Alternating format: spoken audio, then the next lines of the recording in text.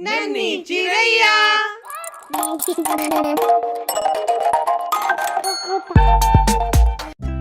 आज की कहानी गाय को मिला वरदान। एक बार की बात है, एक बहुत सुंदर जंगल था। उस जंगल के पास ही में एक गांव भी था। उस गांव में वृंदा नाम की एक गाय अपने बछड़े डुग्गू के साथ रहती थी।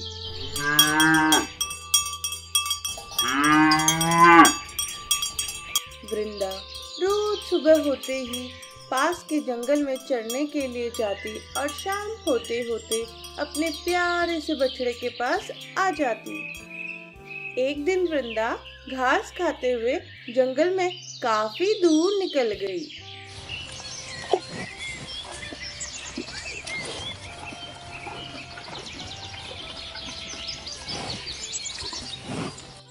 घास चरते हुए वो इस बात से बिल्कुल अनजान थी कि जहाँ वो घास चर रही है वहाँ एक खूंखार शेर की गुफा भी है। शेर अपनी गुफा में सो रहा था और पिछले कई दिनों से भूखा भी था। गाय की घंटी की आवाज से गुफा में सोए हुए शेर की नींद टूट गई और वो सोचने लगा, किसकी इतनी हिम्मत जो मेरी नींद में बाधा डाल रहा है। वह धीरे धीरे गुफा से बाहर आया और गुफा के बाहर गाय को देखकर खुश हो गया और उसने मन ही मन सोचा, ओह, तो ये है, आज तो मजा ही आ जाएगा इस गाय को खाकर। बहुत दिन हो गए हैं स्वादिष्ट खाना खाए हुए, आज तो मैं पेट भर कर खाऊंगा। ये सोचकर उसने एक तेज दहाड़ लगाई। वृंदा शेर की दहाड़ सुनकर डर गई और जैसे तैसे हिम्मत करके उसने मुड़ के देखा तो उसके सामने शेर खड़ा था। शेर ने फिर से दहाड़ लगाई और वृंदा से बड़े ही शायराना अंदाज में कहा, मैं घूमा दर बदर फिर भी शिकार न मिला उधर। लगता अच्छी किस्मत नहीं है तुम्हारी जो खुद चलकर आए गली हमारी। ओ प्यारी, ना कर कोई होशियारी क्योंकि अब जान आफत में है तुम्हारी। मैं कई दिनों से भूख से था परेशान, लेकिन देख तुम्हें मिल गया मुझे मेरी भूख का समाधान। शेर की बात सुनकर वृंदा डर जाती है और रोते हुए शेर से कहती है, मुझे जाने दो, मुझे मत खाओ। मेरा एक छोटा बच्चा है जो अभी सिर्फ मेरा ही दूध पीता है और उसे अभी तक घास खाना भी नहीं आया है। वृंदा की बात सुनकर शेर हंसते हुए कहता है, तो मैं क्या करूं? अपने हाथ में आए शिकार को यूं ही जाने दूं? मैं तो आज तुम्हें खाकर अपनी कई दिनों की भूख मिटाऊंगा। शेर के ऐसा कहने पर वृंदा उसके सामने रोने लगी और विनती करते हुए कहती है कि आज मुझे जाने दो, मैं आज अपने बछड़े को आखिरी बार दूध पिला दूंगी और उसे बहुत सारा प्यार करके कल सुबह होते ही तुम्हारे पास आ जाऊंगी। फिर तुम मुझे खा लेना और अपना भूखा पेट भर लेना। शेर वृंदा की ये बात मान जाता है और धमकी देते हुए कहता है कि अगर कल तू नहीं आई तो मैं तेरे गांव आऊंगा, फिर तुझे और तेरे बेटे दोनों को खा जाऊंगा। वृंदा शेर को अपना वचन देकर गांव वापस चली आती है। वहां से वह सीधा अपने बछड़े के पास जाती है, उसे दूध पिलाती है और बहुत सारा प्यार करती है। फिर बछड़े को शेर के साथ हुई सारी घटना बताती है और कहती है कि बेटा, अब तुम्हें अपना ख्याल खुद ही रखना होगा। मैं कल सुबह होते ही अपना वचन पूरा करने के लिए शेर के पास चली जाऊंगी। यूं तो मैं तुम्हें लेके इस जंगल से कहीं दूर भी भाग सकती हूँ और सुबह होने तक हम बहुत दूर भी पहुँच जाते। पर मेरी ये सीख तुम हमेशा याद रखना कि सत्य से बड़ा कोई धर्म नहीं होता। अपनी माँ की बातें सुनकर बछड़ा रोने लगा। दूसरे दिन सुबह होते ही वृंदा जंगल की तरफ निकल जाती है और शेर की गुफा के सामने पहुंचकर शेर को आवाज लगाकर कहती है, अपने वचन के अनुसार मैं तुम्हारे पास आ गई हूँ। अब आप मुझे खा सकते हो। गाय की आवाज सुनकर शेर अपनी गुफा से बाहर निकल कर आता है और गाय को अपने वचन का पालन करते हुए देख बहुत प्रसन्न हुआ। अचानक जोर से एक बिजली कड़की। वृंदा बहुत डर गई और उसने अपनी आंखें बंद कर ली और फिर जैसे ही उसने अपनी आंखें खोली तो शेर अपना रूप बदलकर भगवान जी के रूप में प्रकट हो गए और वृंदा से कहते हैं, वृंदा, मैं तो तुम्हारी परीक्षा ले रहा था। तुम अपने वचन की पक्की हो। मैं तुमसे बहुत प्रसन्न हुआ और अब तुम्हें एक वरदान देता हूँ कि आज से सभी लोग तुम्हें गौ माता कहकर पुकारेंगे और तुम हमेशा पूजनीय रहोगी और जिसके भी घर तुम रहोगी उस घर में हमेशा मेरा वास होगा और उस व्यक्ति के घर तुम हमेशा सौभाग्य लेके आओगी। अब तुम अपने घर और अपने बछड़े के पास वापस जा सकती हो। ये कहकर भगवान जी अंतर्ध्यान हो गए। फिर वृंदा खुशी खुशी अपने घर लौट आई और फिर गौ माता ने सबको यही शिक्षा दी कि हमें हमेशा अपने वचनों पर और फैसलों पर अड़िग रहना चाहिए। जीवन में आने वाली सभी मुसीबतें दृढ़ संकल्प से ही खत्म हो जाती हैं। अगर आपको हमारी कहानियाँ अच्छी लग रही हैं तो वीडियो को लाइक करना मत भूलना और हाँ, जल्दी से चैनल को सब्सक्राइब करके बेल आइकन को प्रेस कर देना। तभी तो रोज आप हमारी मजेदार कहानियाँ देख पाओगे। नन्ही चिड़ैया।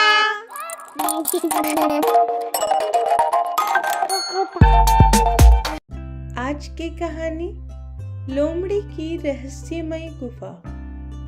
एक बार की बात है, एक बहुत सुंदर जंगल था और उस जंगल में एक बूढ़ा शेर भी रहता था।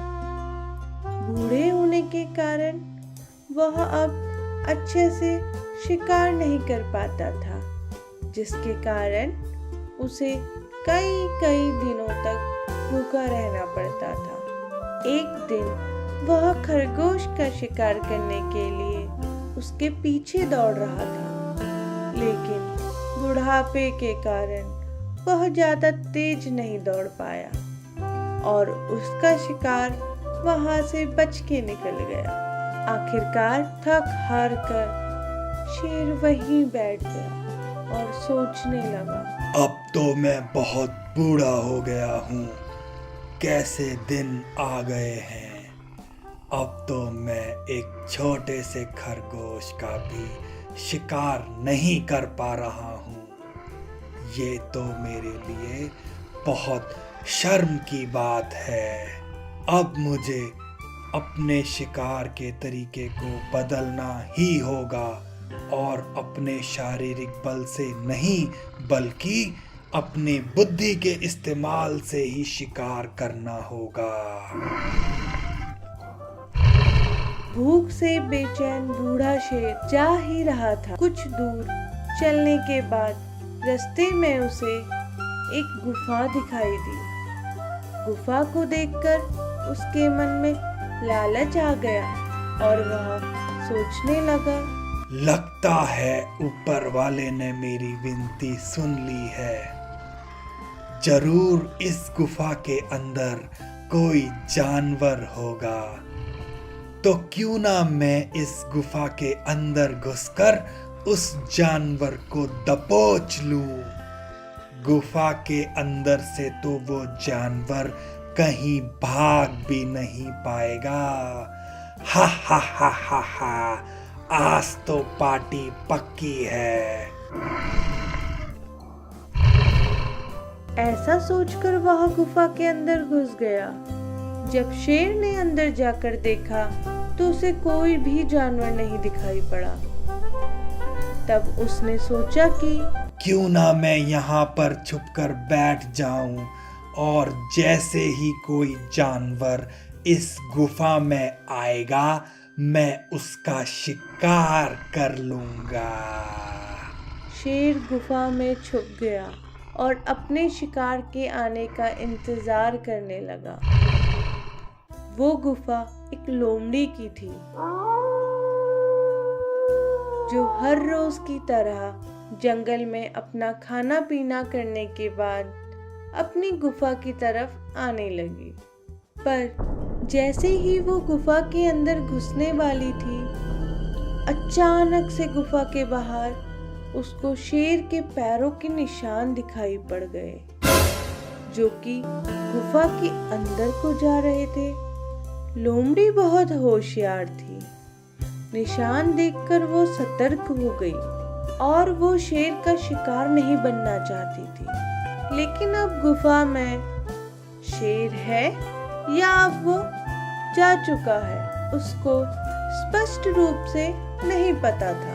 और यह बात पता करने के लिए लोमड़ी को एक तरकीब सोची और वो जोर से चिल्लाई। उसने कहा, अरे ओ गुफा, क्या हुआ?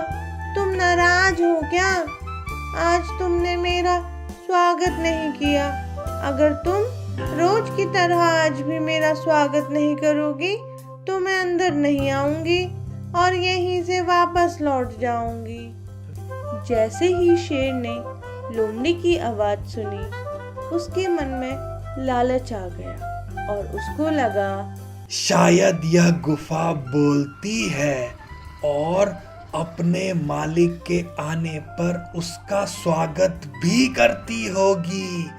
पर आज मैं यहाँ अंदर हूँ तो ये मुझसे डर गई है और इसलिए ये बोल भी नहीं रही है। भूख से परेशान शेर अपने शिकार को किसी भी कीमत में छोड़ना नहीं चाहता।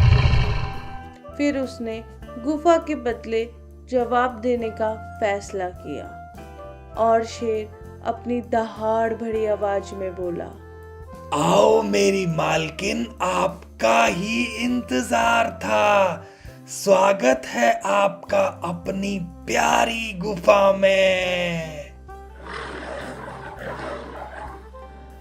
जैसे ही लोमड़ी को गुफा में शेर की आवाज सुनाई पड़ी, वो समझ गई शेर अंदर ही है और वो मेरा शिकार करने के लिए वहीं छुपा बैठा है। शेर की दहाड़ सुनते ही चालाक लोमड़ी ने तुरंत ही वहां से दौड़ लगा दी और बहुत दूर जाने के बाद उसने चैन की सांस ली और अहंकार में चकनाचूर होकर वो कहने लगी, हूँ ना मैं चालाक लोमड़ी, नाम है मेरा मेंढी, ली मत लेना मुझसे पंगा, एटीट्यूड है मेरा ट्रेंडी, चतुराई से भरी मेरी हर एक चाल, दुनिया में फैला दूं ये लोमड़ी का माया जाल, जानवरों की दुनिया की हूँ मैं क्वीन, भूल के भी मत कर लेना मेरी किसी बात पे यकीन। और ऐसा कहकर वो वहां से निकल गई। पर दोस्तों, क्या आपको पता है ये मेंढी अभी तो अपनी इस बुद्धिमानी पर बहुत घमंड कर रही है, पर अगली ही कहानी में कैसे ये एक कुएं में फंस जाती है और इस घमंडी लोमड़ी की जान को आफत आ जाती है। तो अगली कहानी को देखना मत भूल जाना। इसके लिए चैनल को जल्दी से सब्सक्राइब कर देना और बेल आइकन को प्रेस कर देना। और हाँ, इस प्यारी सी कहानी को लाइक करना बिल्कुल भी मत भूल जाना। तो इस कहानी से हमने सीखा, बुद्धिमानी से हम कठिन परिस्थितियों में भी सफल हो सकते हैं, पर कभी भी किसी भी बात का हमें घमंड नहीं करना चाहिए।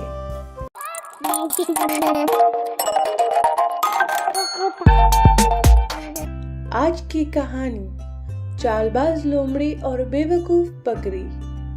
एक बहुत घने जंगल में सभी जानवर आपस में मिलजुल कर रहते थे। उसी जंगल में मैंडी नाम की एक चालबाज लोमड़ी भी रहती थी।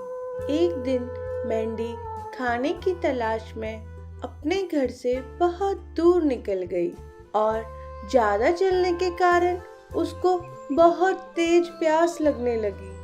अब खाने की तलाश को छोड़ वो पानी खोजने लगी। काफी ढूंढने के बाद उसे दूर एक कुआं दिखाई दिया। वह कुएं के पास पहुंची और उसने देखा कि उस कुएं की एक तरफ की दीवार टूटी हुई है।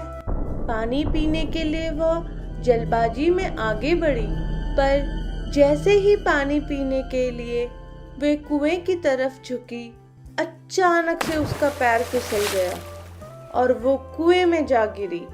कुएं में ज्यादा पानी नहीं था, इसलिए लोमड़ी मरने से तो बच गई, लेकिन अब वो कुएं से बाहर नहीं निकल पा रही थी।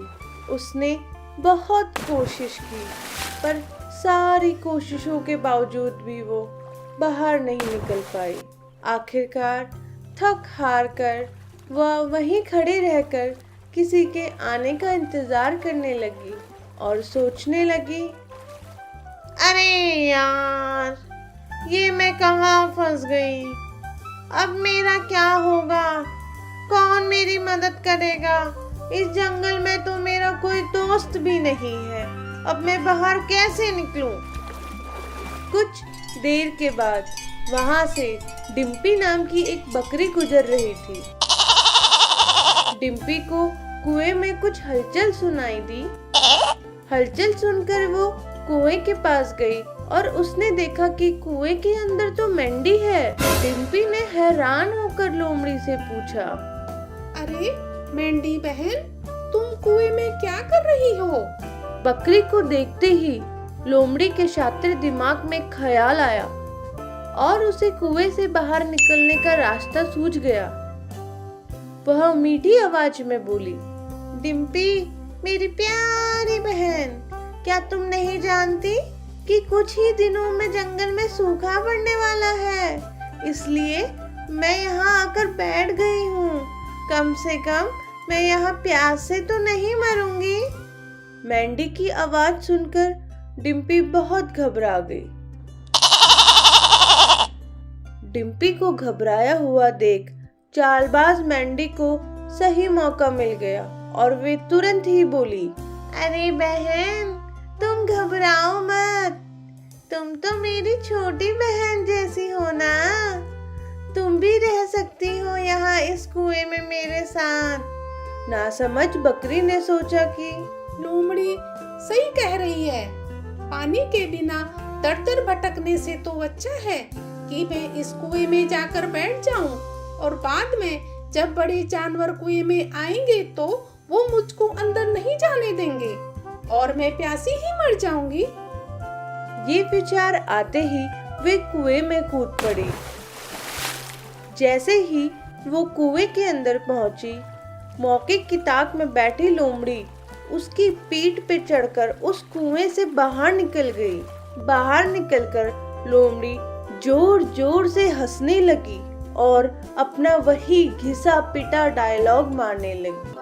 ना मैं चलाक लोमड़ी, नाम है मेरा मैंडी, ले मत लेना मुझसे पंगा, एटीट्यूड है मेरा ट्रेंडिंग, चतुराई से भरी है मेरी हर एक चाल, दुनिया में फैला दूं मैं लोमड़ी का माया जाल, जानवरों की दुनिया की हूँ मैं क्वीन, बिल्कुल भी मत कर लेना मेरी किसी बात पे यकीन। अब तक बेचारी डिम्पी समझ चुकी थी कि वो चालबाज लोमड़ी की बातों में आकर इस कुएं में फंस चुकी है। वो रोती हुई सी आवाज में बोली, मैं तो एक भोली भाली बकरी थी जो तुम्हारी बातों में आ गई। अपने सातिर दिमाग पर इतना घमंड मत करो मैंडी, क्योंकि तुम सिर्फ भोले भाले जानवरों को ही बेवकूफ बना सकती हो। तेज तकरार जानवरों को बेवकूफ बनाना तुम्हारे बस की बात नहीं है।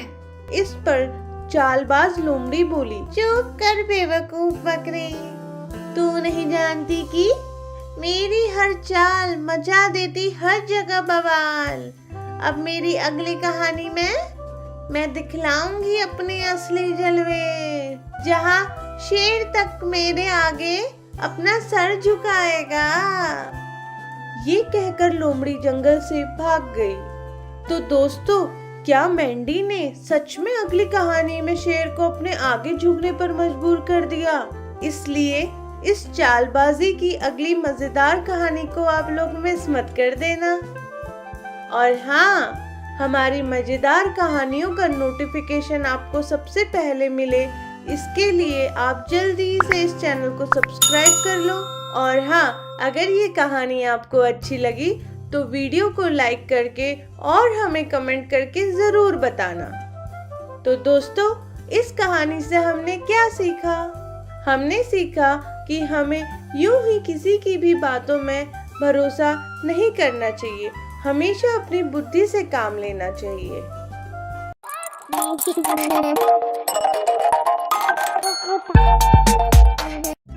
आज की कहानी, चालबाज लोमड़ी बनी जंगल की मुख्यमंत्री। एक बार की बात है, एक बहुत घना जंगल था। उस जंगल में एक शेर रहता था। उसका नाम शेर सिंह था। शेर सिंह बहुत ही खूंखार और ताकतवर था।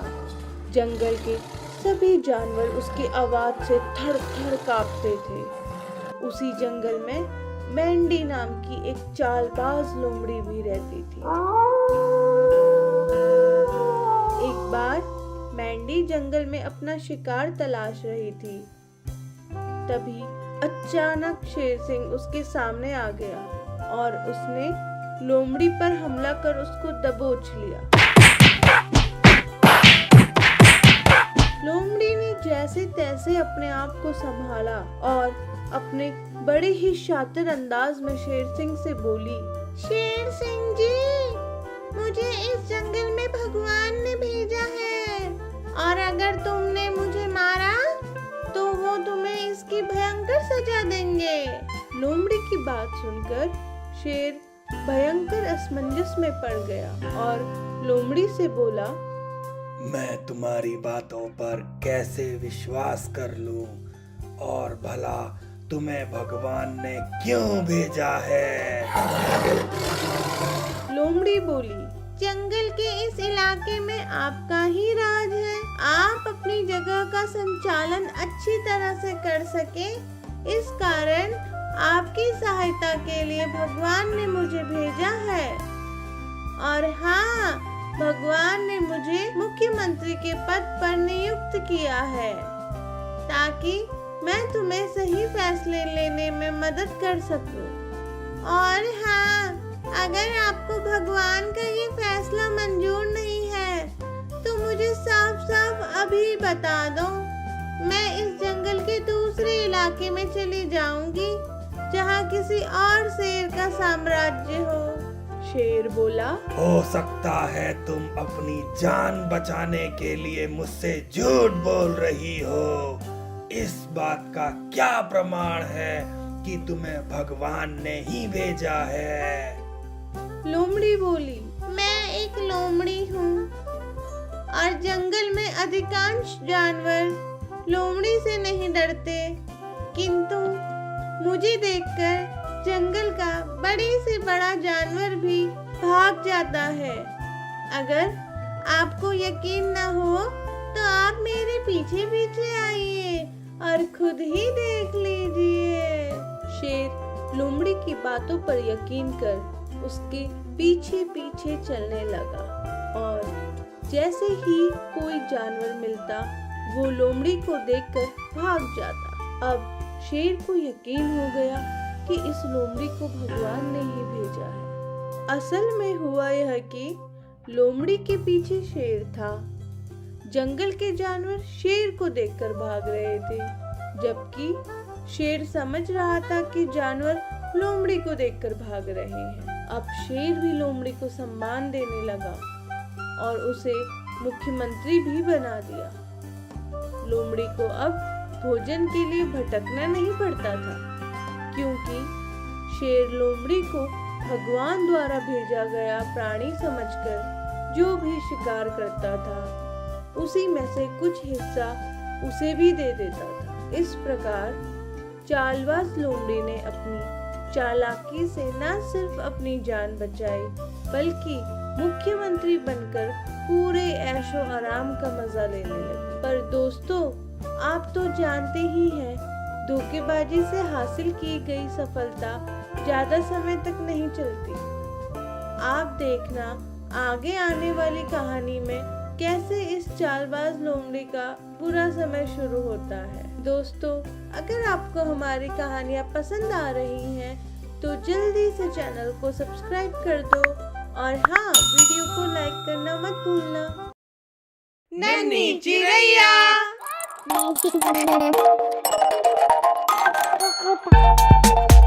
आज की कहानी, सांप को दूध पिलाने का नतीजा। एक बार की बात है, एक गांव में दयाराम नाम का एक वैद्य अपनी पत्नी और अपने छोटे से बेटे के साथ रहता था। दयाराम बहुत ही दयालु और अच्छा इंसान था। एक दिन दयाराम को जंगल से कुछ जड़ी बूटियां लानी थी, पर सर्दियों के दिन थे और बाहर बहुत ठंड भी थी। ये जानते हुए भी दयाराम जंगल की ओर चल पड़ा। जंगल पहुंचकर वो जड़ी बूटियां ढूंढने लगा। जब वो जड़ी बूटी ढूंढ ही रहा था, तभी अचानक से उसकी नजर एक सांप पे पड़ी। ज्यादा ठंड की वजह से सांप बिल्कुल मरने की हालत में था। उसकी ऐसी हालत देखकर दयाराम को दया आ गई। उसने सांप को उठाया और अपने थैले में डाल लिया, ताकि उसे कुछ गर्माहट मिल सके और वो मरने से बच जाए। जड़ी बूटी और सांप को लेकर वो अपने घर की तरफ चल दिया। घर पहुंचकर उसने सांप को थैले से निकाला और उसे आग के पास रख दिया, ताकि उसे थोड़ी गर्मी मिल जाए।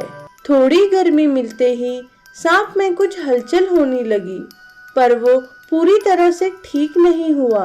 दयाराम को लगा कि शायद ये सांप कई दिनों से भूखा भी होगा, तभी ये अच्छे से हिलडुल नहीं पा रहा है।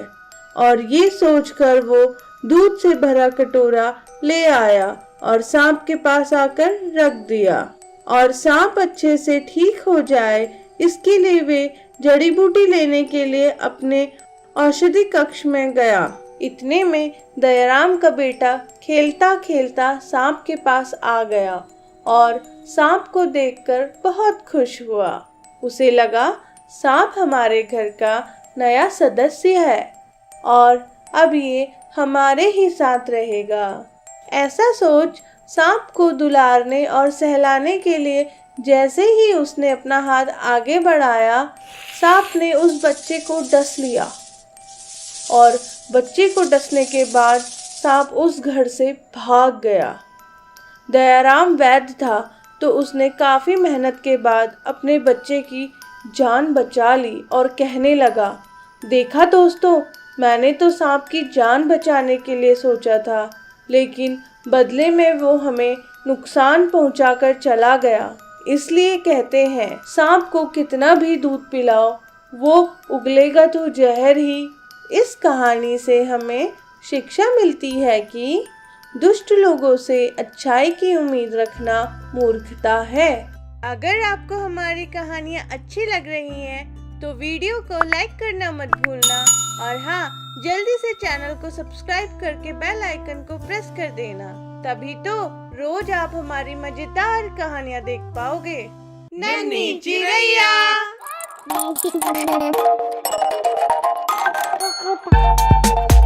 एक बार की बात है, एक बहुत सुंदर गांव था। उसी गांव में एक घर शांता का भी था, जो अपने बेटे सुंदरू के साथ रहती थी।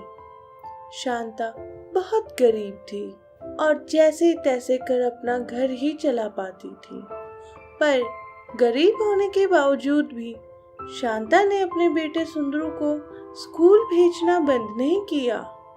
दूसरी ओर सुंदरू बहुत लायक और समझदार बच्चा था, जो स्कूल में मन लगाकर पढ़ाई करने के बाद अपने घर आकर अपनी माँ के काम में हाथ भी बटाता था।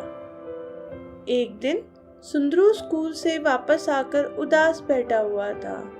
उसको उदास बैठा देख शांता ने कहा, क्या हुआ बेटा, आज तुम इतना उदास क्यों हो? माँ, मुझे आपसे कुछ कहना था। हाँ बेटा, बोलो ना, क्या बात है? माँ, स्कूल में बच्चे खीर लेकर आते हैं और मैं हमेशा रोटी और चटनी लेके ही जाता हूँ। सब मुझे गरीब गरीब बोल के चिढ़ाते हैं। माँ, क्या आप मेरे लिए भी लंच के लिए खीर बना दोगी? बेटा, तुम्हें तो पता है मैं बहुत मुश्किल से घर चलाती हूँ और तुम्हारे स्कूल की फीस भरने के बाद हमारे पास पेट भर खाने के लिए भी पैसे नहीं बचते। ऐसे में मैं तुम्हारे लिए खीर बनाने के लिए दूध और चावल कहाँ से लाऊं? और बेटा, अगर कोई चिढ़ा रहा है तो उसको चिढ़ाने दो। तुम कह दिया करो, तुम्हारी खीर से ज़्यादा स्वाद तो मेरे माँ की हाथ की चूल्हे वाली रोटी में है। और हाँ, कल मैं तुम्हारे लिए तुम्हारी पसंदीदा सब्जी बनाऊंगी। अब तुम अच्छे से पढ़ाई करो ताकि बड़े होकर तुम्हारी अच्छी सी नौकरी लग जाए। फिर तो हम जो मन करेगा वो खाया करेंगे और घूमने भी जाया करेंगे। माँ, लेकिन जब बच्चे खीर खाते हैं तो मेरा भी मन करता है खाने को। माँ, कभी तो खिला दो खीर। मुझे नहीं पता, मुझे खीर खानी है। बस करो सुंदरू, क्या तुम्हें मेरी बात समझ नहीं आती? एक बार कह दिया ना, मेरे पास पैसे नहीं हैं। जाओ, चुपचाप जाकर तुम पढ़ाई करो। अगर अब की बार तुम क्लास में फर्स्ट नहीं आए तो स्कूल से भी नाम कटवा दूंगी तुम्हारा। माँ का गुस्सा देख सुंदरू रोने लगा और रोते रोते वो घर से जंगल की तरफ चल दिया। और चलते चलते उसको पता ही नहीं लगा कि कब वो जंगल में बहुत दूर निकल गया। कुछ देर के बाद वो एक पेड़ के नीचे बैठ गया और अपनी गरीबी और बेबसी पर फूट फूट कर रोने लगा। वो तेज तेज रो ही रहा था कि अचानक से उसको एक आवाज सुनाई दी। अरे बच्चे, क्या हुआ? और तुम जंगल में अकेले क्यों आए? और रो क्यों रहे हो तुम? अचानक आई आवाज से वो सहम गया और इधर उधर देखने लगा। तेरा ध्यान किधर है? तेरा हीरो इधर है। जरा पलट और पलट ना। अरे पीछे देखो, पीछे। सुंदरू ने पलट कर देखा तो उसे दिखाई दिया कि पेड़ का तो मुंह निकला हुआ है और वो बात भी कर रहा है। ये देखकर वो डर गया। अरे रे, डरो मत और मुझे बताओ, क्यों रो रहे हो तुम? सुंदरू ने सारी बात पेड़ को बता दी। उसकी बात सुनकर पेड़ ने कहा, बस इतनी सी बात के लिए परेशान हो तुम? खीर से अच्छा है तुम मेरे मीठे मीठे स्वादिष्ट फल खा लो। फल नहीं, मुझे खीर खानी है। अच्छा बाबा, जरा अपनी आंखें तो बंद करो, मैं अभी सब ठीक किए देता हूँ। पेड़ की बात मानकर सुंदरू ने आंखें बंद कर दी। हे मेरे भगवान, हम बालक हैं नादान, ये सुंदरू है परेशान, कर दो कोई समाधान। बहता हुआ नदी का ये नीर, बन जाए स्वादिष्ट खीर, गिली गिली छू। पेड़ ने मंत्र पढ़ा और मंत्र पढ़ते ही पास में बह रही नदी के पानी को खीर में बदल दिया। और कुछ समय बाद सुंदरू ने अपनी आंखें खोली तो उसको खीर की नदी दिखाई दी। खीर की नदी में बहुत सारे काजू बादाम और किशमिश भी थे। इतनी सारी खीर देखकर वो बहुत खुश हो गया। बेटा, अब घर जाओ और अब तुम्हें जितनी खीर खानी है तुम भी खाओ और अपनी माँ को भी खिलाओ। और हाँ बेटा, ऐसी छोटी छोटी बातों पर नाराज होकर जंगल में नहीं आना चाहिए। यहाँ बहुत सारे जंगली जानवर रहते हैं जो तुम्हें नुकसान पहुंचा सकते हैं। और बेटा, सभी माँ बाप अपनी हैसियत से भी ज़्यादा अपने बच्चों की ज़रूरतों को पूरा करते हैं, इसलिए कभी भी अपने माँ बाप की किसी भी बात से हमें नाराज़ नहीं होना चाहिए। और अब जल्दी से घर जाओ और घर जाकर अपनी माँ को सॉरी बोलना बेटा। हाँ, आप सही कह रहे हो। मेरी माँ बहुत प्यार करती है, लेकिन गुस्से में मैं ये सब भूल गया था और यहाँ आ गया। लेकिन मैं आगे से ऐसा कुछ भी नहीं करूँगा और आपका बहुत बहुत धन्यवाद। फिर सुंदरू खुशी खुशी अपनी घर की तरफ चल दिया। दोस्तों, मेरे तो समझ में आ गई पेड़ अंकल की बात। आगे से तो मैं कभी भी किसी भी चीज की जिद नहीं करूँगा। और हाँ, अगर आपको हमारी कहानी अच्छी लगी तो वीडियो को लाइक करना और चैनल को सब्सक्राइब भी करना। अगर सब्सक्राइब नहीं करोगे तो अगली कहानी कैसे सुनोगे?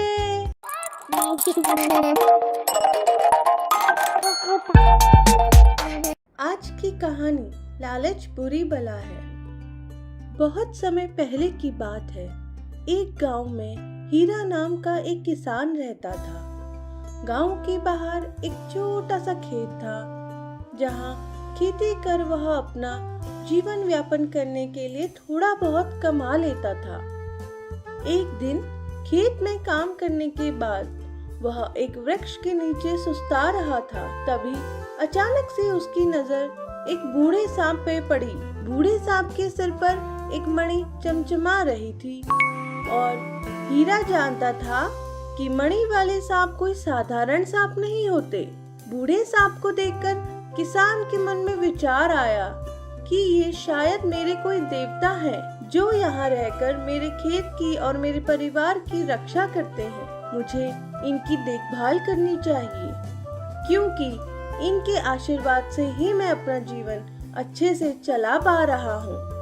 वह तुरंत उठा और जाकर एक मिट्टी के कटोरे में दूध ले आया और उसने वह कटोरा सांप के बिल के बाहर रख दिया और बोला, हे सर्पदेव, अब तक मैंने आपकी सेवा नहीं की क्योंकि मुझे आपके बारे में पता नहीं था। आप मुझे इस गलती के लिए क्षमा करें। अब से मैं प्रतिदिन आपकी सेवा करूंगा।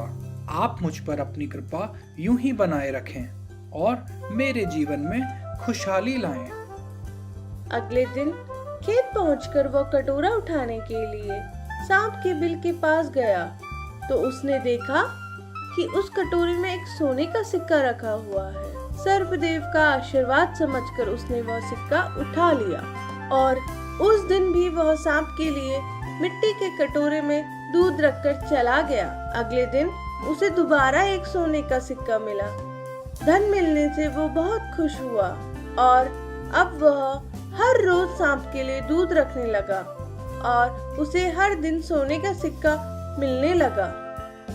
एक बार हीरा को किसी काम से दूसरे गांव जाना पड़ा, इसलिए उसने अपने बेटे को वृक्ष के नीचे बिल के पास दूध रखने का काम सौंप दिया और उसके बाद वो दूसरे गांव की यात्रा के लिए निकल पड़ा।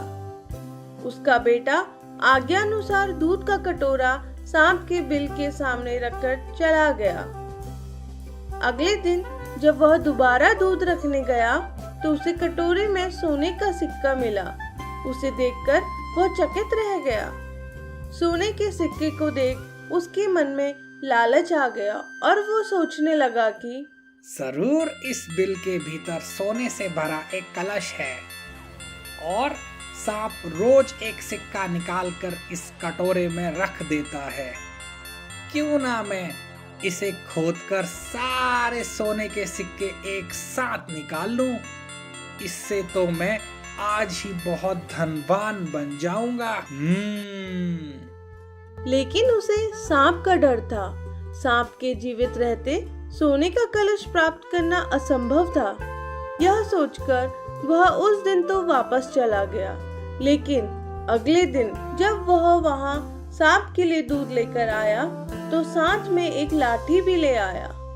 दूध का कटोरा बिल के सामने रखने के बाद वह वहीं खड़ा रहकर सांप के बिल से बाहर निकलने का इंतजार करने लगा। थोड़ी देर बाद जब सांप दूध पीने के लिए जैसे ही बाहर निकला, उसने बूढ़े सांप पर लाठी का प्रहार कर दिया, लेकिन चोट खाने के बावजूद भी सांप जीवित बच गया और बहुत ही गुस्से में आकर सांप ने फन फैला लिया और किसान के लालची पुत्र को डस लिया। कुछ ही देर में जहर के कारण किसान के बेटे की मृत्यु हो गई। इस तरह लोभ के कारण किसान के पुत्र को अपने प्राणों से हाथ धोने पड़े। कुछ ही देर में किसान भी वहां आ गया और अपने पुत्र की यह हालत देखकर वो रोने लगा और रोते हुए कहने लगा, आप सभी ने देखा ना कैसे मेरे बेटे को लालच के चक्कर में अपनी जान गंवानी पड़ी।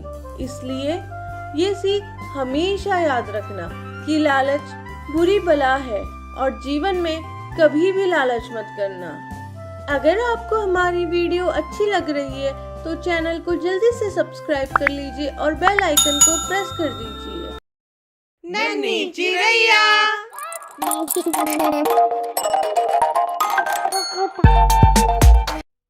आज की कहानी मैगी का जादुई पेड़।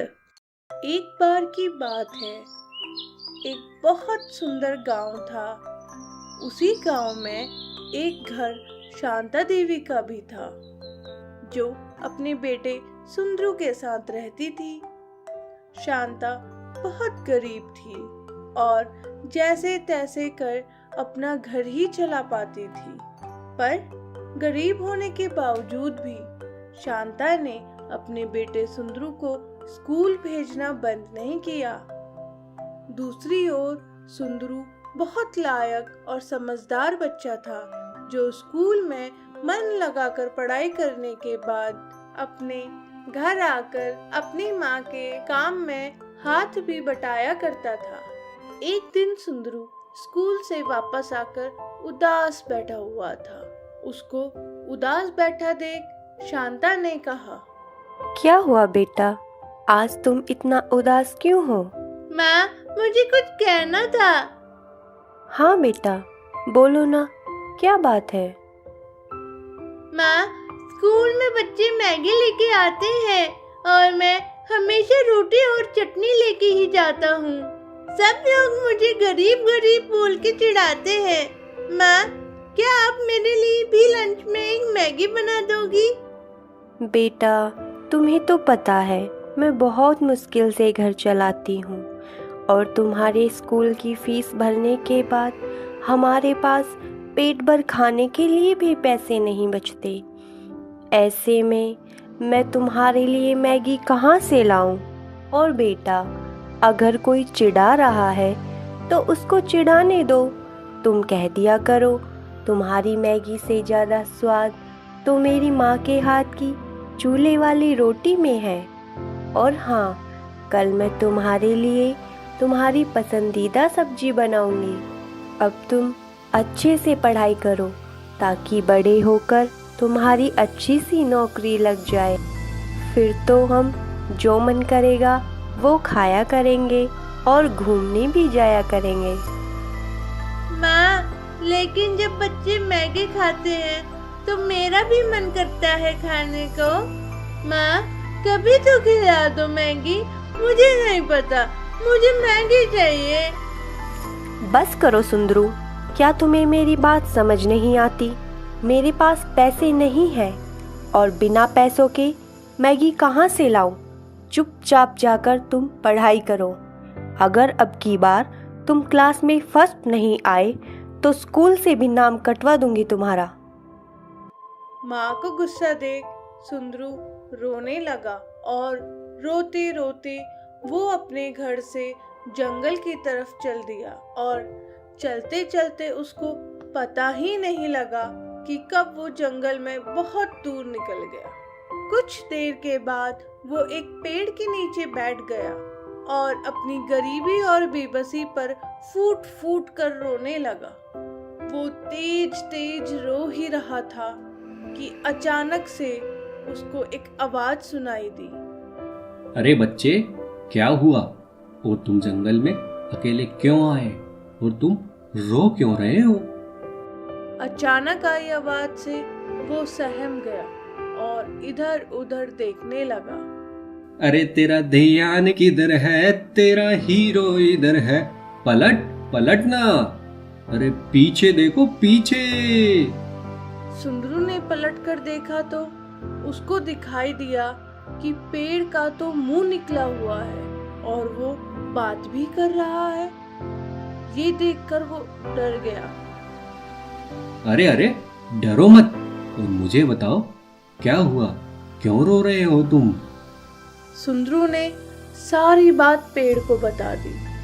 उसकी बात सुनकर पेड़ ने कहा, बस इतनी सी बात के लिए परेशान हो तुम? मैगी से अच्छा है तुम मेरे मीठे मीठे स्वादिष्ट फल खा लो। फल नहीं, मुझे तो बस मैगी खानी है। अरे अच्छा बाबा, जरा अपनी आंखें तो बंद करो, मैं अभी सब ठीक किए देता हूँ। पेड़ की बात मानकर सुंदरू ने अपनी आंखें बंद कर ली।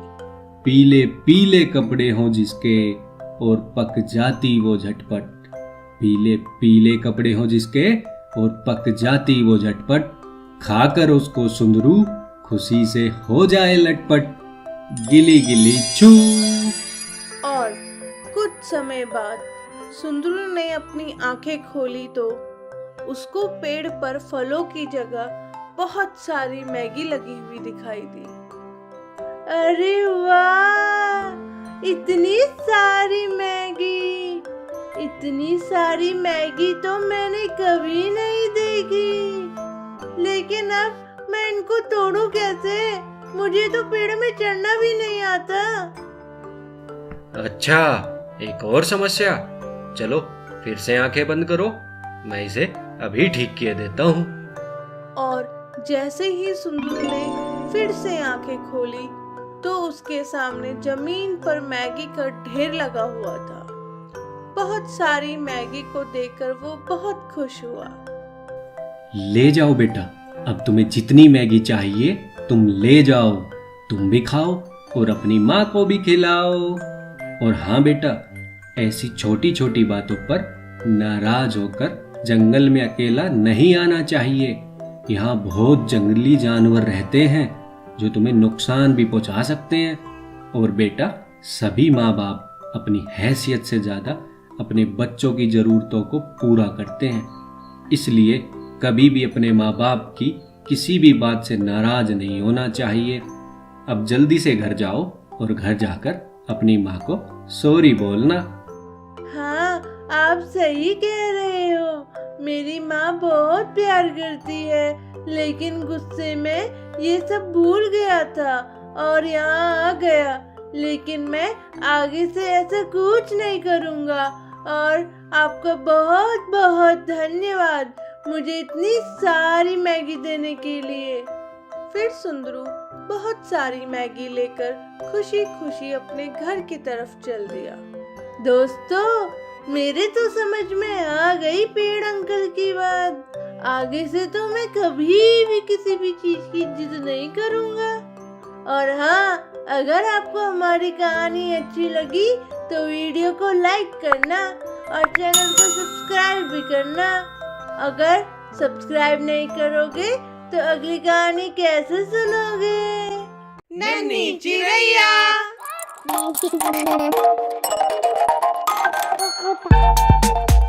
आज की कहानी बकरी और जिन की पक्की दोस्ती। एक बार की बात है, एक बहुत सुंदर जंगल था। उसी जंगल की पहाड़ी के नीचे डिम्पी नाम की एक बकरी रहती थी। वो दिन भर जंगल में घूम घूम कर अपना खाना पीना करती और शाम होते ही उसी पहाड़ी की तलहटी पर बने अपने छोटे से घर में आकर सो जाती। उसी पहाड़ी के पास में ही जादूगर की एक बहुत पुरानी भूतिया गुफा थी।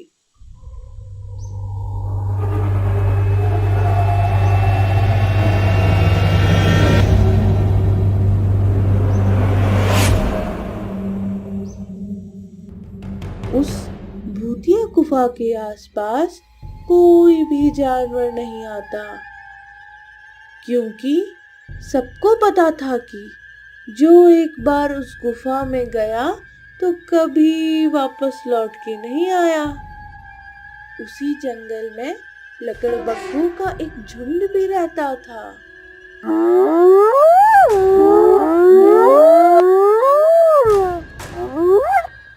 लकड़बग्घों का झुंड बहुत ताकतवर था। सभी लकड़बग्घे मिलकर बड़े से बड़े जानवर को भी मार गिराते थे।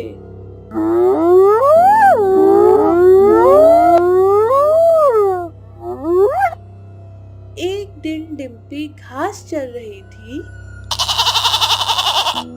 तभी शिकार की तलाश में निकले हुए लकड़बग्घे की नजर घास चर रही डिम्पी पे पड़ी। बकरी को देखकर लकड़बग्घे के मुंह में पानी आ गया और वो चुपचाप बकरी की तरफ बढ़ने लगा। लेकिन पेड़ में बैठे हुए एक कौवे ने लकड़बग्घे को देख लिया और वो जोर जोर से चिल्लाने लगा।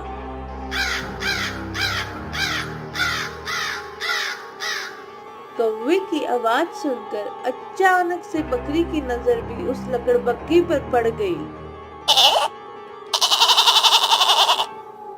और वो वहां से जान बचाकर भागने लगी। भागते भागते वो गलती से जादूगर की उस गुफा के पास पहुंच गई और इससे पहले वो कुछ सोच पाती, अपनी जान बचाने के लिए वो सीधा उस गुफा के अंदर घुस गई। गुफा में घुसते हुए वो वहां रखी हुई एक टेबल से टकरा गई और बकरी के टकराने से उस टेबल पे रखी हुई बोतल सीधा नीचे आकर गिर गई और गिरते ही टूट गई। बोतल के टूटते ही पूरी गुफा में बहुत तेज रोशनी हुई। रोशनी के हटते ही बकरी को अपने सामने एक जिन दिखाई दिया। जिन को देखकर बकरी बहुत डर गई और सोचने लगी, हे भगवान, कैसी फूटी किस्मत है मेरी। आज तो आसमान से गिरी और खजूर में अटकी वाली हालत हो गई है मेरी। बाहर उस लकड़बग्घे से बची तो अब इस भूत के चक्कर में फंस गई। लगता है ये तो मुझे कच्चा ही खा जाएगा। शायद तभी जंगल के जानवर इस गुफा के अंदर आने से डरते हैं। घबराती हुई डिम्पी कहती है, कौन हो आप और एकदम से यहाँ कैसे आई? हा हा हा हा, मेरा नाम टिल्लू है और मैं कई सालों बाद आपकी वजह से बाहर आ पाया हूँ। एक दुष्ट मायावी जादूगर ने मुझे मेरे चिराग से निकालकर इस बोतल में कैद कर दिया था। मैं भूखा प्यासा इस बोतल में कैद था और कई सालों से बाहर आने का इंतजार कर रहा था और आज आपने मुझे आजाद करवा दिया। आजाद? और वो भी मैंने कैसे? मैं तो जान बचाने के लिए भाग रही थी। तभी अचानक से ये सब क्या हुआ? मुझे कुछ समझ नहीं आया। हाँ, आपने ही मेरी मालकिन, क्योंकि आपकी वजह से ही ये बोतल नीचे गिरी और टूट गई और वो बोतल टूटने से ही मैं आजाद हो पाया हूँ। अब से मैं आपका गुलाम हूँ और आप जो कहेंगे मैं वो ही करूँगा। बकरी को अभी भी उसकी बातों पर पूरा विश्वास नहीं था। तभी बकरी कहती है, अच्छा, अगर ऐसा है तो मुझे प्यास लगी है, मेरे लिए पानी लाओ। जैसी आपकी इच्छा मेरी मालकिन। जिन ने तुरंत ही पानी से भरा कटोरा प्रकट कर दिया। ये देखकर डिम्पी बहुत खुश हुई। अब डिम्पी को विश्वास हो गया था कि ये मेरा दोस्त ही है और मुझे कभी नुकसान नहीं पहुंचाएगा। डिम्पी कहने लगी। तुम्हारा बहुत बहुत शुक्रिया। और तुम मेरे गुलाम नहीं बल्कि तुम मेरे पक्के दोस्त हो। और आज से तुम मेरे साथ मेरे घर पर ही रहोगे और हम साथ खाना खाएंगे और साथ ही खेलेंगे। चलो अब यहाँ से चलते हैं, मुझे किसी को सबक भी सिखाना है। बाहर निकलकर डिम्पी कहने लगी। टिल्लू, एक खूंखार लकड़बग्गा मेरे पीछे पड़ गया था। मुझे उसे सबक सिखाना है ताकि आगे से वो मेरे जैसे कमजोर जानवरों को न सताए। टिल्लू कहता है। हाँ हाँ जरूर, चलो उसको ढूंढते हैं चलकर। हमें कहीं जाने की जरूरत नहीं, वो लकड़बग्गा अभी ज्यादा दूर नहीं गया होगा। हम मेहनत क्यों करें, उसे ही यहाँ बुला लेते हैं। लेकिन तुम एक पत्थर के पीछे छुप जाओ, पर तुम मेरी जान बचाने के लिए तैयार रहना। बकरी की बात मानकर टिल्लू पत्थर के पीछे छुप गया और बकरी जोर जोर से चिल्लाने लगी। बकरी की चिल्लाने की आवाज लकड़बग्गे को सुनाई पड़ गई और तुरंत ही वो वहाँ आ गया। वहाँ आकर लकड़बग्गा कहने लगा। लगता है आज तुम्हारी किस्मत कुछ ज्यादा ही खराब है बकरी। तुम्हें तो मैं अब कच्चा ही चला जाऊंगा। तभी बकरी कहती है। हाँ हाँ, किस्मत तो खराब है लेकिन मेरी नहीं, तुम्हारी। और बकरी जोर जोर से कहने लगी। नाम है मेरा डिम्पी, अब इस पहाड़ी की हूँ मैं रानी।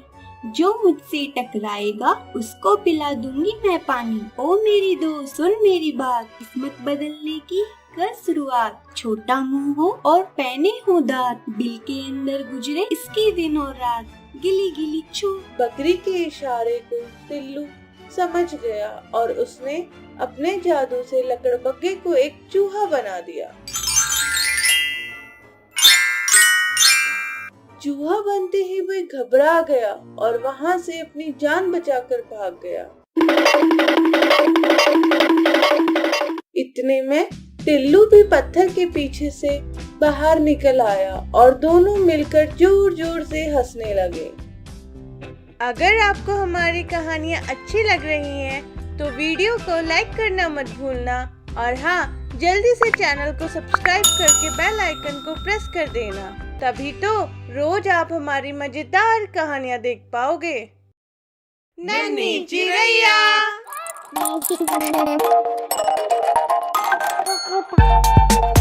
आज की कहानी में हम देखेंगे कैसे एक माँ की ममता भरी लोरी ने जगाया छोटे से बच्चे के मन में चांद पे जाने का जुनून। हरिकोटा नाम का एक सुंदर सा गांव था। गांव में सभी लोग मिलजुल कर खुशी से रहते थे। उसी गांव में एक घर रितु का भी था। रितु अपने बेटे सोमनाथ के साथ रहती थी। रात का समय था। रितु सोमनाथ को लोरी सुना रही थी। चंदा मामा दूर के पोए पकाए दूर के, आप खाएं थाली में, मुन्ने को दे प्याली में। प्याली गई दूर, मुन्ना गया रूठ, लाएंगे नई प्यालियाँ, बजा बजा कर तालियाँ। मुन्ने को मनाएंगे, हम दूध मलाई खाएंगे। चन्ना मामा दूर के पोए पकाए भूर के, उड़न खटोली में बैठ के मुन्ना चंदा के घर जाएगा। तारों के संग आंख मिचोली खेल के दिल बहलाएगा। खेल कूद से जब मेरे मुन्ने का दिल भर जाएगा। ठुमक ठुमक मेरा मुन्ना वापस घर को आएगा। चन्ना मामा दूर के पुए पकाए भूर के, चंदा मामा दूर के पुए पकाए भूर के। लोरी खत्म होते ही सोमनाथ कहता है। माँ आप रोज मुझे लोरी सुनाते हो और सिर्फ कहते ही हो कि मुन्ना चंदा मामा के घर जाएगा, लेकिन हम सच में मामा के घर कब जाएंगे? अरे मेरी नादान बच्चे, ये तो लोरी है लोरी। ये लोरी तो तुम्हारी नानी भी मुझे सुनाती थी जब मैं छोटी थी, ताकि मैं सो जाऊं। ऐसे थोड़ी ना कोई चंदा मामा के पास जा सकता है। चंदा मामा तो बहुत दूर है, वहाँ हम नहीं जा सकते बेटा। लेकिन माँ आप देख लेना, मैं बड़ा होकर एक दिन जरूर चंदा मामा के पास जाऊंगा। मेरे नादान बच्चे, सो जा, अब बहुत रात हो गई है। सपने में चले जाना अपने चंदा मामा के पास। सुबह होते ही सोमनाथ अपनी माँ के पास गया और कहने लगा, माँ मैंने सोच लिया है, एक दिन मैं जरूर चंदा मामा के पास जाऊंगा और अब मैं मन लगाकर पढ़ाई करूंगा और फिर शहर जाकर कॉलेज में पढ़ाई करके और ज्ञान प्राप्त करूंगा। ठीक है बेटा, तुम मन लगा कर पढ़ो, क्योंकि तूफानों से डरकर नौका पार नहीं होती और बिना मेहनत किए जय जयकार नहीं होती। सोमनाथ ठान चुका था कि अब उसको चांद पर जरूर जाना ही है और अब वो रोज स्कूल जाता और स्कूल से आकर रोज देर रात तक पढ़ाई करता। वो दिन रात मेहनत करता। उसको देखकर लगता था कि उसके ऊपर अपने सपनों को पूरा करने का जुनून सवार है। ऐसा करते करते कब कई साल का समय बीत गया पता ही नहीं चला और अब सोमनाथ भी बड़ा हो गया था। बहुत अधिक मेहनत और दिन रात पढ़ाई करने के बाद अब वो इंडियन स्पेस रिसर्च ऑर्गेनाइजेशन के अंदर अच्छे पद पर रॉकेट साइंटिस्ट बन गया था। और फिर एक दिन वो अपनी माँ के पास आया। माँ, आपको याद है वो बचपन की लोरी जो आप मुझे रोज सुनाया करते थे? उस टाइम मैंने जो वादा किया था कि एक दिन मैं जरूर चंदा मामा के पास जाऊंगा, मेरा वो सपना अब पूरा होने वाला है। अब मुझे आपका आशीर्वाद चाहिए। ये सुनकर रितु बहुत खुश होती है और अपने बेटे को आशीर्वाद देती है। अगले दिन वो समय आ ही गया जिसका सोमनाथ को बचपन से इंतजार था और फिर वो रॉकेट में बैठकर अपने चंदा मामा के सफर के लिए निकल पड़ा।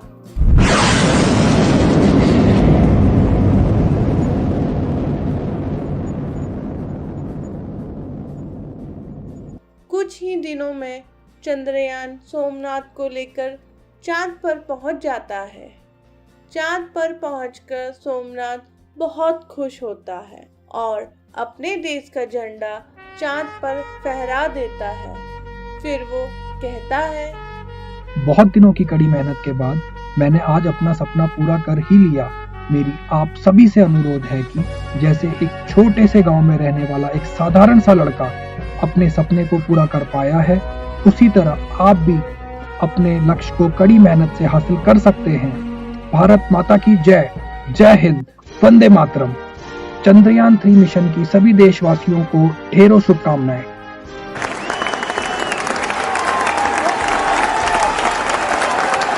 अगर आपको हमारी कहानियाँ अच्छी लग रही हैं तो वीडियो को लाइक करना मत भूलना और हाँ, जल्दी से चैनल को सब्सक्राइब करके बेल आइकन को प्रेस कर देना, तभी तो रोज आप हमारी मजेदार कहानियाँ देख पाओगे। नन्ही चिड़ैया।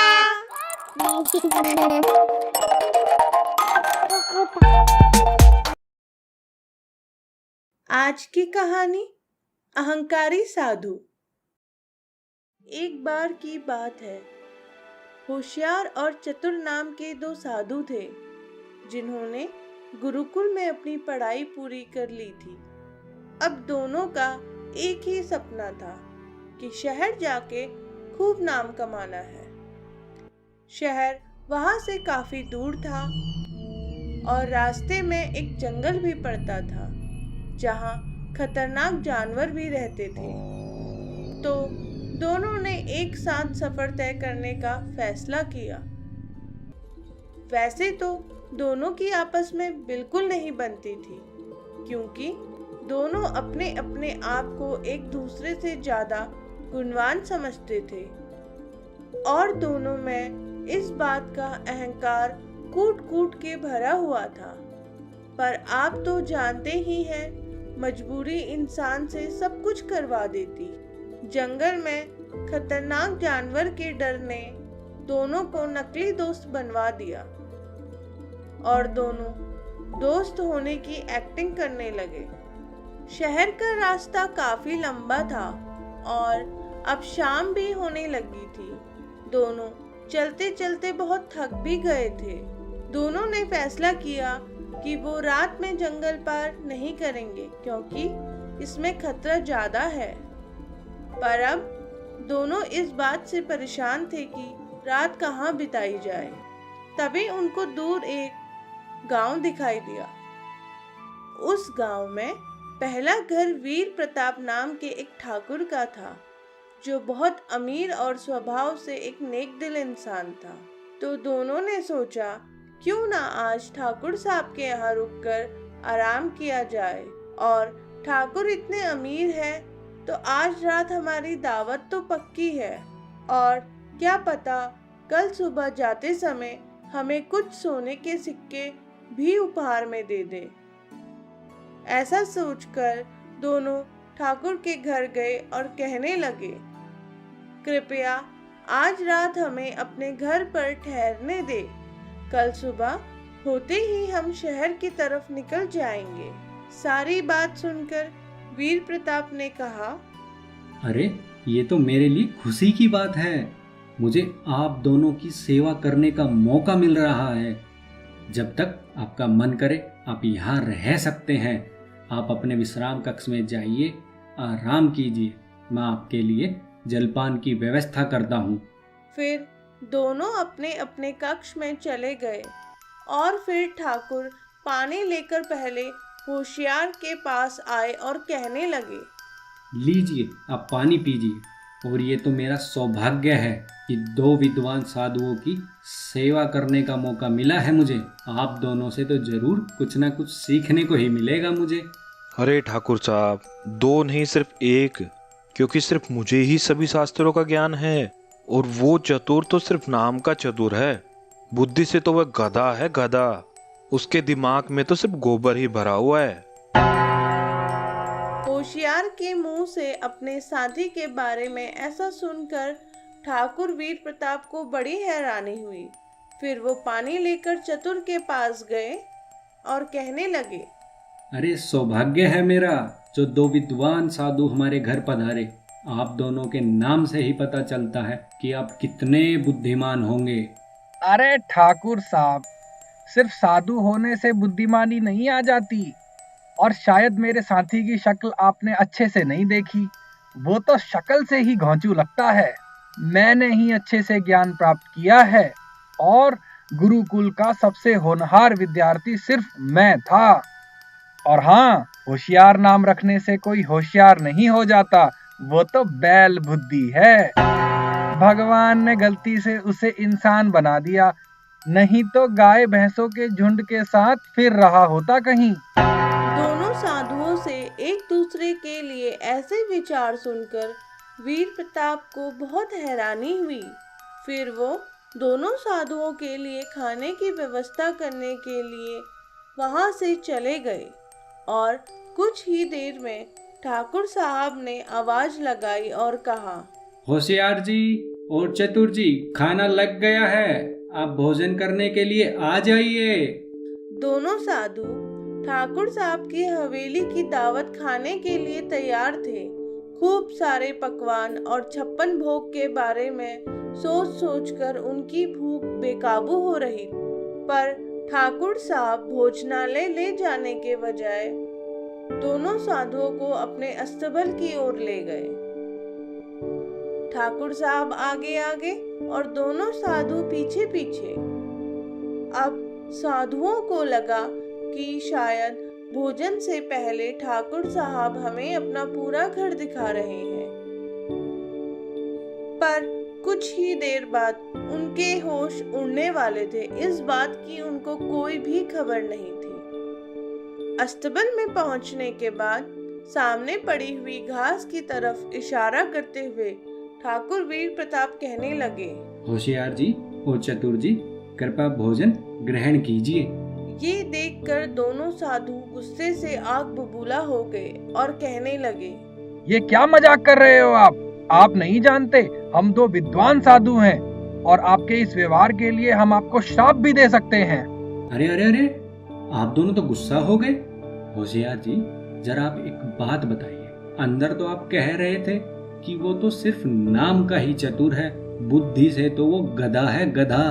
उसके दिमाग में तो सिर्फ गोबर ही भरा हुआ है। और चतुर जी, आप ही ने तो बोला था होशियार नाम रखने से कोई होशियार नहीं हो जाता, वो तो बैल बुद्धि है, बैल बुद्धि।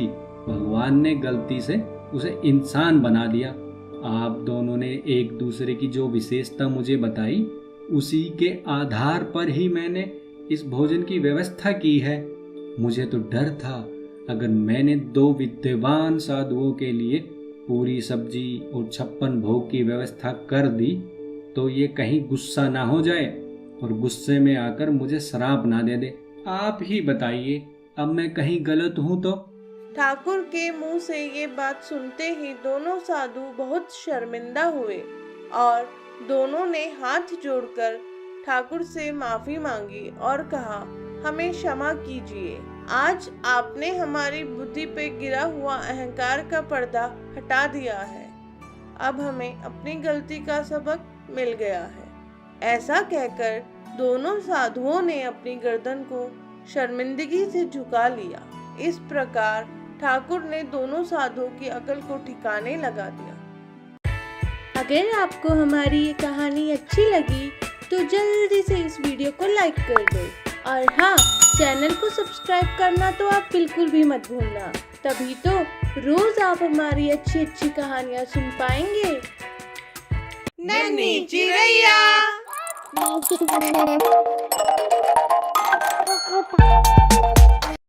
नन्ही चिड़ैया।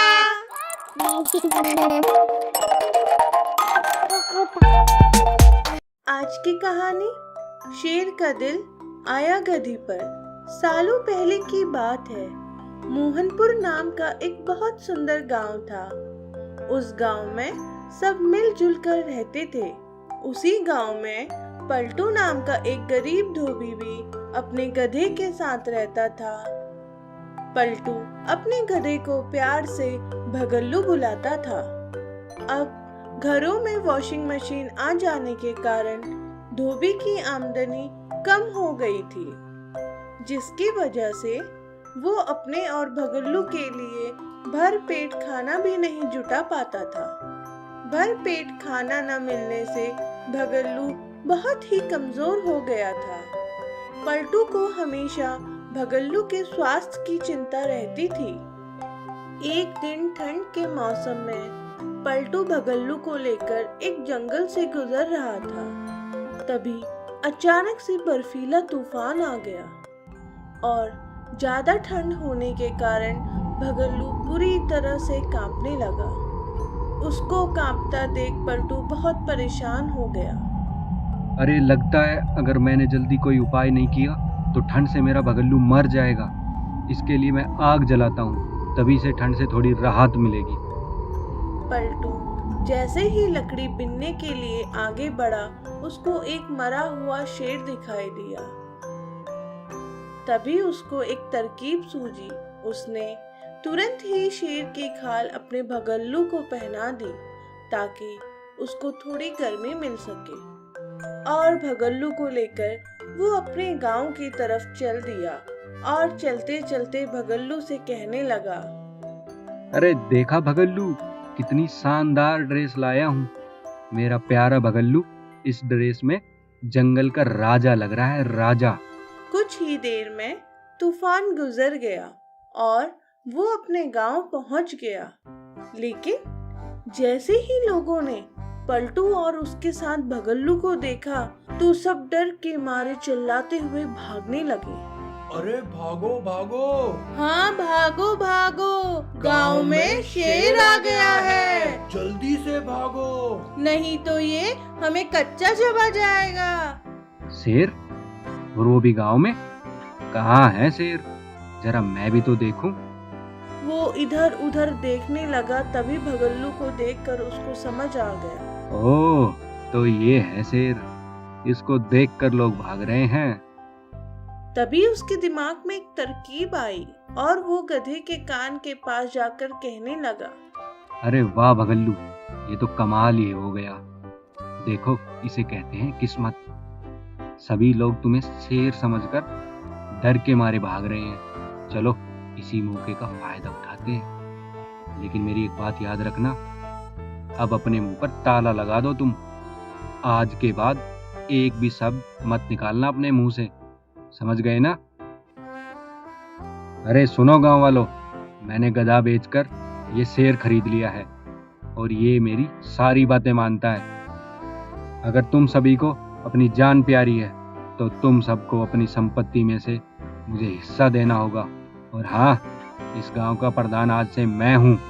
अगर किसी को मेरा फैसला मंजूर नहीं तो जरा आकर मिल ले मेरे शेर से। सभी को अपनी जान की परवाह थी, तो सभी ने मिलकर फैसला किया कि वो पलटू की सारी बात मानेंगे और आज से पलटू को ही गांव का प्रधान बना देंगे। अब पलटू और भगल्लू दोनों मजे से रहते और बिना मेहनत करे उनको भर पेट खाना मिलता। ऐसा करते करते कुछ दिन बीत गए। एक दिन प्रधान पलटू बैठे हुए सभा कर रहे थे और भगल्लू भी पास ही के खेत में घूम रहा था। तभी अचानक से एक सुंदर सी गधी वहां आ गई। इतनी सुंदर गधी को देखकर भगल्लू का दिल जोर जोर से धड़कने लगा और उसने गधी से कहा, देखकर आपको मेरा दिल गया मचल। सोच रहा हूँ लिख दूं आप पर एक प्यारी सी गजल। ये गुलाबी होंठ, सुनहरी पूंछ और पतली कमर, क्या बनोगी आप इस नाचीज की हमसफर। शेर बने गधे से शादी का प्रस्ताव सुनकर गधी बहुत खुश हो गई और कहने लगी, देखिए सुनहरे बाल, मोटे मोटे गाल और मदमस्त चाल, मैं भी हो गई थी आप पे कायल। अब सुन के आपकी शायरी मेरा दिल भी हो गया है घायल। सिर्फ आपके ही नाम का हो सिंदूर और पैरों में हो पायल। खुशी से ये कहकर गधी हाँ में सिर हिलाकर जोर जोर से चिल्लाने लगी।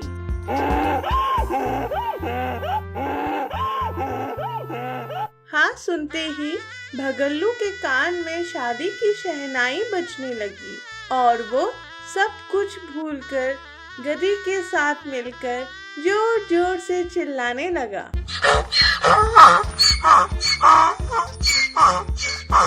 पास ही खड़े लोग और पलटू ये सब देख रहे थे और गांव वालों को समझते देर न लगी कि ये शेर की खाल में छुपा हुआ पलटू का गधा भगल्लू ही है। फिर लोगों ने ना आओ देखा ना ताओ और लाठी डंडे से गधे और पलटू की जमकर पिटाई कर दी। जैसे तैसे दोनों वहां से जान बचाकर भागने लगे और जाते जाते पलटू कहने लगा, अरे राम, मार डाला। कमबख्तों ने बहुत लाठियां बरसाई है मेरे पर।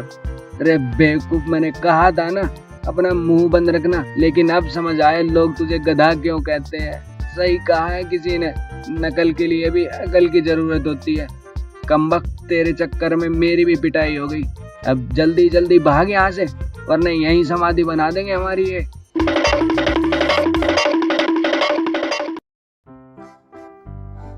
अगर आपको हमारी ये कहानी अच्छी लगी तो जल्दी से इस वीडियो को लाइक कर दो और हाँ, चैनल को सब्सक्राइब करना तो आप बिल्कुल भी मत भूलना।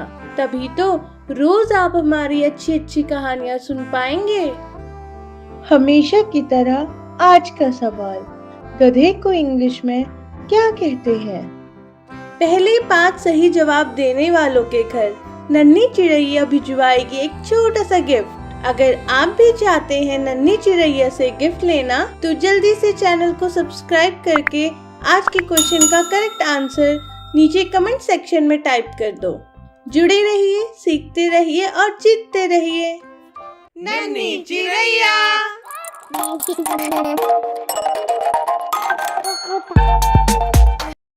नन्ही चिड़ैया।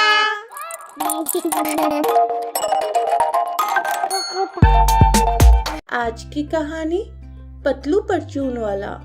एक बार की बात है, एक बहुत सुंदर सा नगर था। उसी नगर में एक छोटी सी परचून की दुकान भी थी। उस दुकान के मालिक को सब लोग पतलू परचून वाला के नाम से पुकारते थे, क्योंकि पतलू शरीर से काफी कमजोर था, लेकिन दिल से वो बहुत दयावान और ईमानदार था। वो जरूरतमंदों की हमेशा मदद करता था और बिना किसी चिंता के लोगों को उधार सामान भी दे दिया करता था। एक दिन शांता ताई पतलू की दुकान से कुछ सामान लेकर जैसे ही लौटने लगी, तभी पतलू ने आवाज लगाई, अरे ओ शांता ताई, अपने पैसे तो लेते जाओ। जल्दी जल्दी में आपने मुझे ज्यादा पैसे दे दिए थे। ये लो, आप अपने पैसे ले जाओ। पतलू अपनी ईमानदार और दरिया दिली के लिए अपने इलाके में मशहूर था। कुछ लोग उसकी इस अच्छी आदत का गलत फायदा भी उठा लेते थे। वो उसकी दुकान से सामान खरीद लेते और पैसे उधार कर जाते और वापस भी नहीं चुकाते थे। इस वजह से कभी कभी उसको भारी नुकसान भी झेलना पड़ता था, लेकिन फिर भी उसने अपनी अच्छी आदतों को नहीं बदला। एक दिन पतलू दुकान पर बैठा था, तभी एक साधु पतलू के पास आए और कहने लगे, अरे बेटा, जरा एक बिस्कुट का पैकेट देना। हाँ बाबा, ये लो आपका बिस्किट का पैकेट। पतलू ने बाबा को बिस्किट दे दिया और बाबा ने पूरा पैकेट खाने के बाद पतलू से कहा, बेटा देखो, अब भले ही तुम मुझे डांट लगाओ या मेरी पिटाई करो, लेकिन मेरे पास पैसे नहीं हैं और मैं कई दिनों से भूखा था, इसलिए मैंने तुम्हें पहले नहीं बताया कि मेरे पास पैसे नहीं हैं, वरना तुम मुझे बिस्कुट बिल्कुल नहीं देते और यहाँ से भगा भी देते। अरे बाबा, कैसी बातें कर रहे हैं आप? भूखे को खाना खिलाने से बड़ा कोई धर्म है क्या? आप चिंता मत कीजिए, अगर आपको और बिस्किट खाना है तो आप खा लीजिए। और हाँ, भविष्य में अगर मैं आपके काम आ पाया तो इससे मुझे बहुत खुशी मिलेगी। तभी अचानक से एक तेज बिजली कड़की और साधु का रूप छोड़कर भगवान अपने असली स्वरूप में आ गए और पतलू से कहने लगे, अरे बालक, लोगों ने कई बार तुम्हारी दुकान से सामान लेकर भी तुम्हें पैसे नहीं दिए। इतना कुछ होने के बाद भी तुमने मुझे खाना खाने को दिया। तुम तो सच में बड़े दयालु और दानवीर हो। मैं तो सिर्फ तुम्हारी परीक्षा ले रहा था। और सही कहा तुमने, भूखे को खाना खिलाने से बड़ा कोई धर्म नहीं होता। मैं तुम्हें आशीर्वाद देता हूँ, तुम दिन दुगुनी और रात चौगुनी तरक्की करो।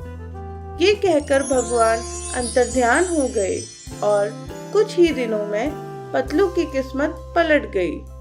अब उसकी छोटी सी दुकान एक बड़े किराने के स्टोर में बदल गई। अंत में पतलू कहने लगा, हमें हमेशा दूसरों की मदद करनी चाहिए और ईमानदारी से अपना जीवन जीना चाहिए। अगर आप भी मेरी तरह ईमानदार हैं तो इस चैनल को जरूर सब्सक्राइब कीजिए। और हाँ, अगर इस पतलू परचून वाले की कहानी आपको अच्छी लगी तो वीडियो को लाइक करना मत भूलना आप। हमेशा की तरह आज का सवाल, परचून की दुकान को इंग्लिश में क्या कहते हैं? पहले 5 सही जवाब देने वालों के घर नन्ही चिड़ैया भिजवाएगी एक छोटा सा गिफ्ट। अगर आप भी चाहते हैं नन्ही चिड़ैया से गिफ्ट लेना, तो जल्दी से चैनल को सब्सक्राइब करके आज के क्वेश्चन का करेक्ट आंसर नीचे कमेंट सेक्शन में टाइप कर दो। जुड़े रहिए, सीखते रहिए और जीतते रहिए। नन्ही चिड़ैया।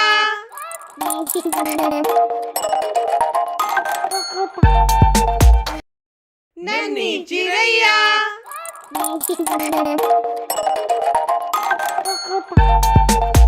आज की कहानी राखी चोर डाकिया। भैया कैसे हो? मैंने आपको ये पूछने के लिए कॉल किया कि आपको राखी मिली या नहीं। मैंने करीब 10 दिन पहले स्पीड पोस्ट से भिजवा दी थी। हाँ बहन, मैं बिल्कुल ठीक हूँ, लेकिन मुझे तुम्हारी राखी नहीं मिली है। मैं तो खुद ही इंतजार कर रहा था तुम्हारी राखी का, क्योंकि कल तो रक्षाबंधन ही है। मुझे लगा था तुम इस बार भूल गई हो मुझे राखी भेजना। अरे भैया, आप कैसी बात कर रहे हो? मैं राखी भेजना कैसे भूल सकती हूँ? आप जरा पता करो अपने एरिया के पोस्टमैन से। अच्छा, अगर ऐसा है तो मैं पता करता हूँ। पापा, इस बार बुआ जी ने राखी नहीं भेजी क्या? हर बार तो राखी और मिठाई कई दिन पहले ही आ जाती थी। कह तो तुम सही रहे हो बेटा, कल तो रक्षाबंधन ही है। राखी तो आ जानी थी अभी तक। पता नहीं अब की बार राखी कहाँ रह गई। जरा मैं हमारे पड़ोसी मोहनलाल जी से पूछ कर आता हूँ, क्या पता डाकिया उनके घर देकर चला गया हो। ऐसा कहकर रामलाल अपने पड़ोसी मोहनलाल के घर गया और कहने लगा, अरे मोहन भाई, डाकिया कोई डाक देकर गया है क्या हमारी? दरअसल अब की बार हमारी राखी ही नहीं आई। अरे, आपकी राखी भी नहीं आई क्या? मुझे लगा सिर्फ हमारी ही राखी नहीं आई है। फिर तो जरूर कोई गड़बड़ है। चलो चलकर पूछते हैं सरपंच जी से। कहीं डाकिया सरपंच जी को तो सभी डाक देकर नहीं चला गया। फिर मोहनलाल और रामलाल पेड़ के नीचे बैठे बबलू सरपंच के पास जाते हैं और सारी बात बताते हैं। उनकी बातें सुनकर सरपंच कहता है, अरे क्या तुम लोग नहीं जानते, हमारे गांव के पुराने डाकिये का तो यहाँ से तबादला हो गया है और उसकी जगह कोई नया डाकिया आया है। मैं तो खुद परेशान हूँ, इस बार मेरी पेंशन ही नहीं आई। चलो जरा डाक घर चल कर ही देखते हैं आखिर माजरा क्या है। फिर सरपंच और गांव के कुछ लोग मिलकर डाकघर की तरफ चल दिए और जैसे ही वो डाकघर में पहुंचे तो वहां का नजारा देखकर वे सभी सन्न रह गए। मोटा पेट वाला डाकिया, जिसका नाम पपलू था, बैठा हुआ मिठाई खा रहा था और बहुत सारी राखी उसने वहीं रखी हुई थी। उसके घर का नज़ारा देखकर लोगों को समझते हुए देर नहीं लगी कि आखिर माजरा है क्या। फिर सरपंच कहने लगा, ओह, तो ये है असली चोर। यहाँ कोई अपनी राखी का, कोई अपनी पेंशन का, कोई अपने सरकारी डॉक्यूमेंट्स का इंतजार कर रहा है और तुम सबकी डाक पहुँचाने की बजाय राखियों के साथ आई मिठाइयों को चुरा कर खा रहे हो। सरकार तुम्हें वेतन देती है लोगों की डाक पहुँचाने का, लेकिन तुम तो सबकी डाक अपने पास लिए ही बैठे हो। तुमसे बड़ा पापी कौन होगा? क्या तुम्हें जरा भी अंदाजा है तुमने अपने स्वार्थ के चक्कर में कितने लोगों का नुकसान कर दिया? तुम्हारे किए की सजा तुम्हें जरूर मिलेगी। गांव वालों, आज इस पपलू को सबक सिखाकर ही दम लेंगे हम। ये तो नाम से ही पपलू होने के साथ साथ काम से भी पपलू है। फिर गुस्से से भरे गांव वालों ने न आओ देखा न ताओ और पपलू डाकिये की जमकर धुनाई कर दी। इस तरह चोर डाके को अपने कर्मों की सजा मिली। अगर आपको हमारी ये कहानी अच्छी लगी तो जल्दी से इस वीडियो को लाइक कर दो और हाँ, चैनल को सब्सक्राइब करना तो आप बिल्कुल भी मत भूलना। तभी तो रोज आप हमारी अच्छी अच्छी कहानियाँ सुन पाएंगे। हमेशा की तरह आज का सवाल, डाकघर को इंग्लिश में क्या कहते हैं? पहले 5 सही जवाब देने वालों के घर नन्ही चिड़ैया भिजवाएगी एक छोटा सा गिफ्ट। अगर आप भी चाहते हैं नन्ही चिड़ैया से गिफ्ट लेना तो जल्दी से चैनल को सब्सक्राइब करके आज के क्वेश्चन का करेक्ट आंसर नीचे कमेंट सेक्शन में टाइप कर दो। जुड़े रहिए, सीखते रहिए और जीतते रहिए। नन्ही चिड़ैया।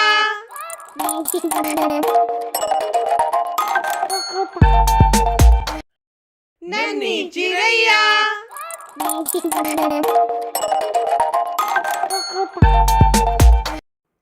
की कहानी गर्भवती शेरनी और चुलबुला चूहा।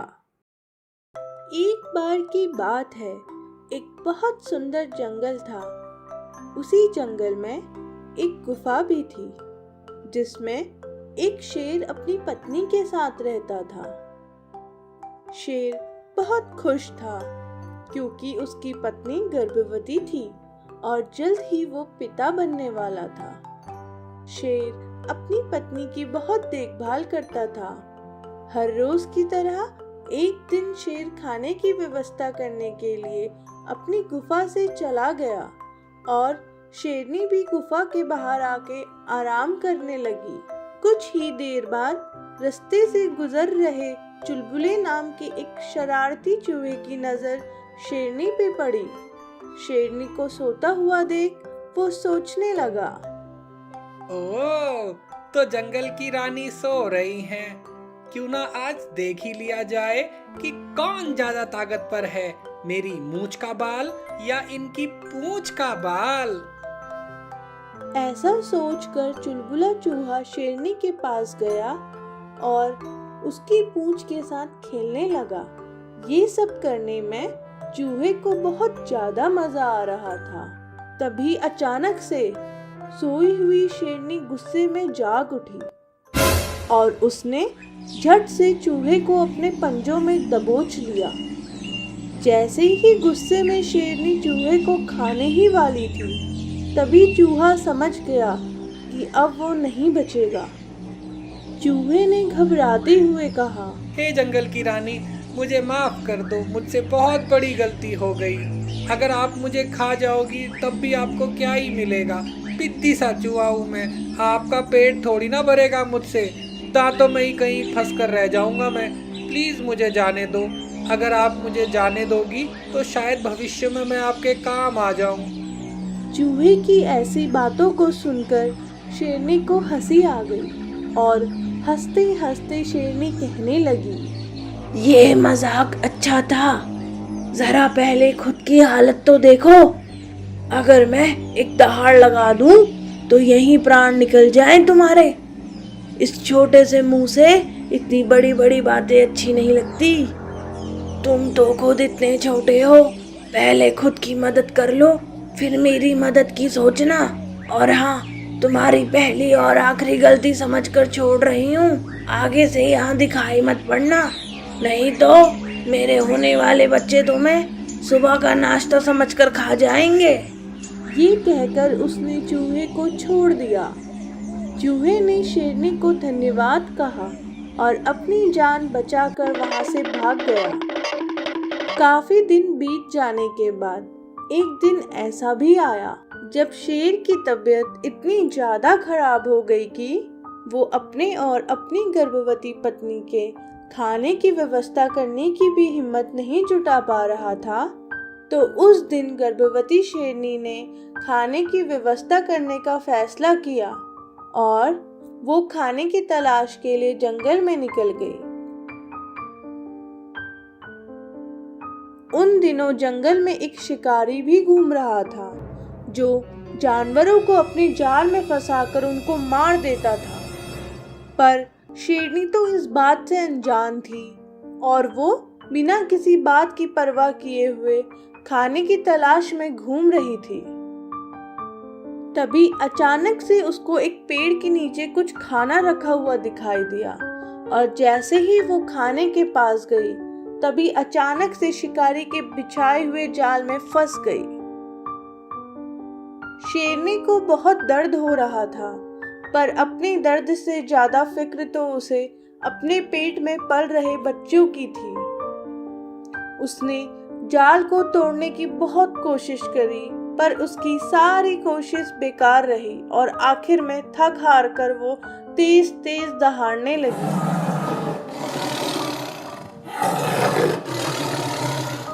कुछ ही दूरी पर चुलबुला चूहा मजे से मूंगफली खा रहा था।